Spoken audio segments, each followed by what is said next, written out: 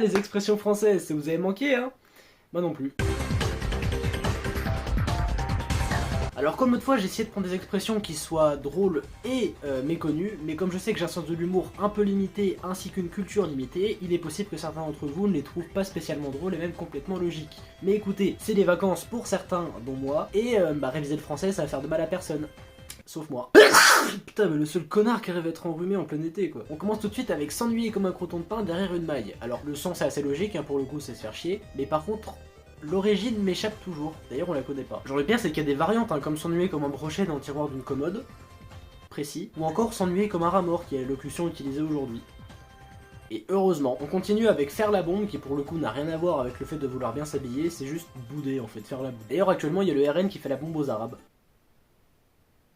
Non, c'est pas ce que je voulais dire. En fait, il y a plusieurs significations, hein, comme faire la fête ou alors jouer à des jeux dangereux. Au final, utilisez celle que vous voulez. Moi, je sais que je m'en servirai absolument jamais. Vous connaissez sûrement in extremis, mais connaissez-vous in extenso? Et bah, ça veut dire intégralement, complètement. Et pour cause, ça veut dire de toute son étendue en latin. Je sais que je ne suis censé parler que d'expressions françaises, mais j'ai voulu faire plaisir à ces gens qui ont décidé d'apprendre une langue morte. Vous avez la preuve que dans certains cas très précis, ça peut servir. La suivante est très jolie et pourtant très insultante. Fleur de nave. Voilà, c'est pour définir quelqu'un de teubé. D'ailleurs, mention spéciale pour l'espagnol et l'italien qui ont opté pour gilipollas, qui veut simplement dire con, voilà, il est pas plus clair, et stupido, dont je vous laisse deviner la traduction. Il y en a une que je trouve très drôle, c'est le café du pauvre, qui définit le cul. Alors bien sûr, il y a une origine qui défile là, hein, mais le fait qu'on puisse en aucun cas deviner la signification me fait beaucoup rire. Dans le même genre, on a famille tueuse de poil, qui définit ni plus ni moins que l'inceste.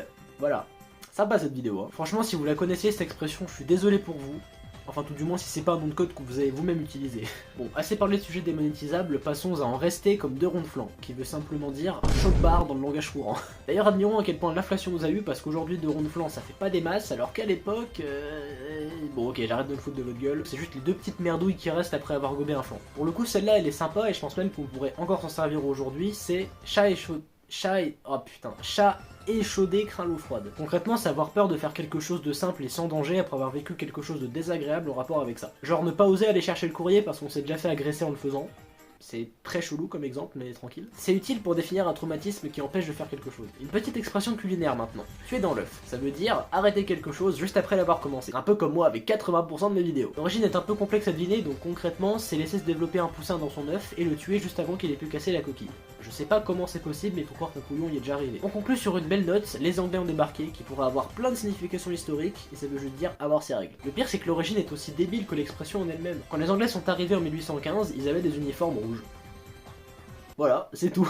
J'espère qu'on n'est pas appelé les serviettes hygiéniques dans d'autres pays alors. Bref, voilà qui conclut ce deuxième et probablement dernier épisode des expressions françaises. Je trouve que le format est assez facile et sans grand intérêt puisque vous pouvez vous-même aller chercher des expressions débiles sur internet. Je vous conseille d'ailleurs le site expressio.fr qui en regroupe une chier, vraiment, et la plupart de ces vidéos sont tirées du site justement. Vous m'avez demandé un deuxième épisode donc je m'exécute, mais c'est quand même beaucoup plus drôle de le trouver soi-même et de rire intérieurement. Sur ce, on se dit à je ne sais pas quand pour une prochaine vidéo, bonnes vacances, ciao!